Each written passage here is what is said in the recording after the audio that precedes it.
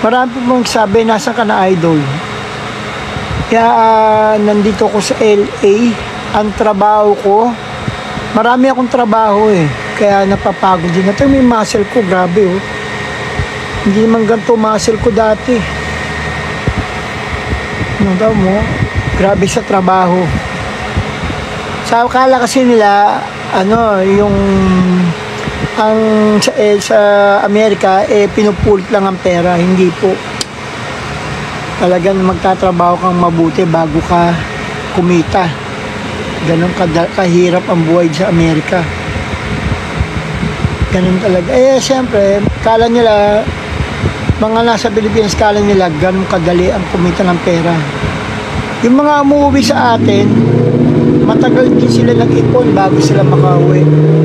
Siyempre, pamasahe pa lang, ang mahal na eh. Kaya yun.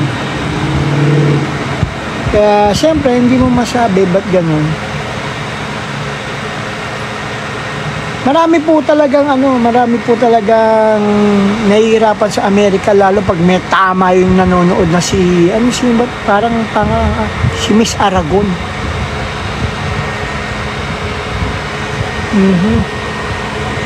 Kami muscle, oh, grabe muscle ko ngayon. Noon, wala akong muscle eh. Pati itong kamay na to, dibdib lang ng babae na hawakan dati nito eh. Ngayon, ang dami ng ano. Bayan, oh. Ba't ganun? Ang hirap po ng buhay namin dito. Di ka na makapag-chicks. Puro trabaho. Sabi ni Joey Sarmiento, Bingo, kamusta ka na? Ito ba si Joey, yung pogi sa Amerika, sa Pilipinas? Maraming salamat po sa nanonood po dyan sa Cavite, sa Quezon City, dyan po sa Pilipinas, sa Luzon.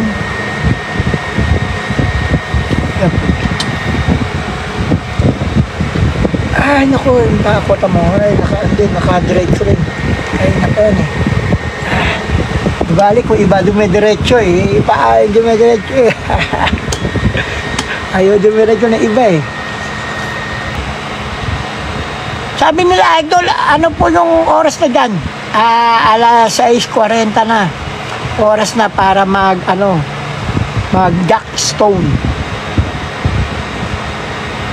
Alam nyo, napakainit po sa LA. Kaya po, may electric pan na ako dito sa gilid. May electric pan pa rin ako. Mahilig kasi ako sa gadgets. Ito, matulad yan. Tapos yung mga gamit ko, electric, yung wireless electric pan. Tapos ang silya ko.